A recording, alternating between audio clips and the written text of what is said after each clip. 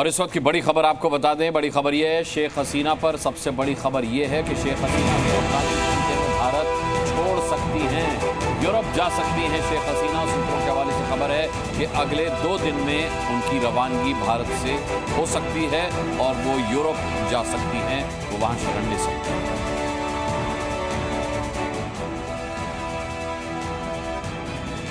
कल से भारत में ही हैं शेख हसीना, अगले 48 घंटे में वो यूरोप रवाना हो सकती है।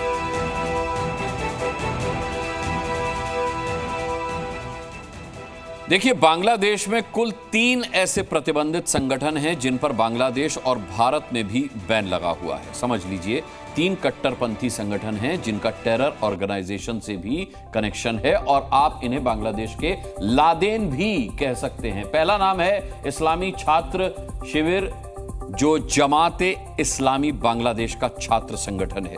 इस संगठन पर बांग्लादेश में प्रतिबंध लगाया गया था। दूसरे नंबर पर है जमातुल मुजाहिदीन बांग्लादेश, आतंकी संगठन है ये, जिसे बांग्लादेश सहित भारत और मलेशिया में भी बैन किया गया है। और तीसरे नंबर पर है अंसारुल्लाह बांग्ला टीम, जो अलकायदा से जुड़ा संगठन है। इसका कनेक्शन इस्लामी छात्र शिविर संगठन से भी बताया जाता है। इन्हीं 3 संगठनों के चीफ ने कट्टरपंथी जमातों की ऐसी टीम बनाई है जिसने बांग्लादेश को जला दिया। शेख हसीना को गद्दी छोड़नी पड़ी और अब बांग्लादेश के बाद भारत पर भी खतरा मंडरा रहा है।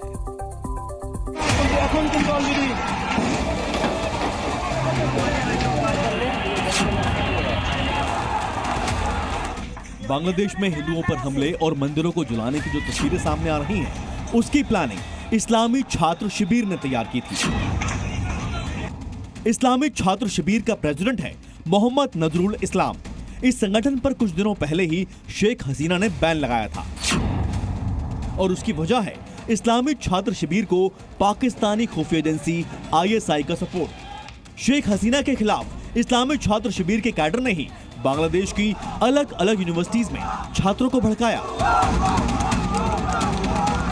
इस्लामी छात्र शिविर की मदद के लिए सोशल मीडिया पर शेख हसीना के खिलाफ आंदोलन को ISI ने भड़काया। इसीलिए इस्लामी छात्र शिविर को बांग्लादेश में तख्तापलट का मास्टरमाइंड बताया जा रहा है। इस्लामी छात्र शिविर का रिमोट कंट्रोल जमात इस्लामी के पास है और वो हमेशा से पाकिस्तान परस्त रहा है। 1971 में बांग्लादेश की आजादी की लड़ाई में भी जमात इस्लामी ने पाकिस्तान का साथ दिया। इसके बाद 1972 में शेख मुजीबुर रहमान ने जमात इस्लामी पर बैन लगा दिया था। अब जमात इस्लामी बांग्लादेश की मदद से ढाका में नई सरकार बनेगी। बांग्लादेश में जमात को खुली छूट होगी, तो अब इनके टारगेट पर बांग्लादेश की सीमा पर मौजूद भारत के इलाके हो सकते हैं। भारत के विरुद्ध भी साजिशें रच सकती हैं। भारत के जो नॉर्थ ईस्ट के स्टेट्स हैं, जो भारत का जो पश्चिमी बंगाल राज्य है, जाहिर है कि बांग्लादेश के साथ भारत की जो बहुत बड़ी सीमा जो साझा होती है, उन सभी क्षेत्रों पर इन आतंकी और अतिवादी तत्वों का खतरा बढ़ जाएगा। बांग्लादेश में अशांति का फायदा उठाने में इस्लामी छात्र शिविर के साथ दूसरे संगठन भी शामिल हैं। बड़ी खबर यह है कि जमात उल मुजाहिदीन बांग्लादेश और अंसार उल्लाह बांग्ला टीम के कई आतंकी बांग्लादेश की जेलों से भाग चुके हैं और इनकी सही संख्या के बारे में बांग्लादेश से जानकारी नहीं मिल पा रही है।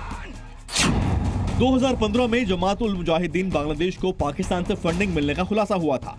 यह आतंकी संगठन पश्चिम बंगाल और असम के रास्ते नकली नोटों की तस्करी करता है। 2014 में पश्चिम बंगाल के बर्दवान में ब्लास्ट और 2018 में बिहार के बोधगया में हुए धमाकों में जमात उल मुजाहिदीन बांग्लादेश का हाथ है। बांग्लादेश सहित भारत के लिए भी जमात उल मुजाहिदीन खतरा है, लेकिन बांग्लादेश में नई कट्टरपंथी सरकार बनने के बाद इनके खिलाफ एक्शन की उम्मीद ना के बराबर है। बांग्लादेश के अंदर अनेक कट्टरवादी ताकतें अपना प्रभाव बढ़ा रही हैं। उनके संबंध विदेशी शक्तियों से भी हैं और जो कि बांग्लादेश के लिए अच्छे संकेत नहीं हैं। बांग्लादेश के भविष्य को ये अंधकार में ले जा सकते हैं। बांग्लादेश के भविष्य को वो उसी दिशा में ले जा सकते हैं जैसे कि पाकिस्तान की वर्तमान में स्थिति है। बांग्लादेश में भारत के लिए तीसरा बड़ा खतरा है अंसार उल्लाह बांग्ला टीम। इस आतंकी संगठन पर आतंकी गतिविधियों की वजह से अमेरिका और ब्रिटेन भी बैन लगा चुके हैं। फिलहाल इन तीनों संगठनों के आतंकियों का पहला टारगेट यानी ढाका पर कब्जा पूरा हो चुका है। अब पाकिस्तान की मदद से बांग्लादेश नया बेस बनेगा और भारत के खिलाफ बंगाल से नॉर्थ ईस्ट तक नया फ्रंट शुरू होने की आशंका है। ब्यूरो रिपोर्ट, जी मीडिया। जी न्यूज़।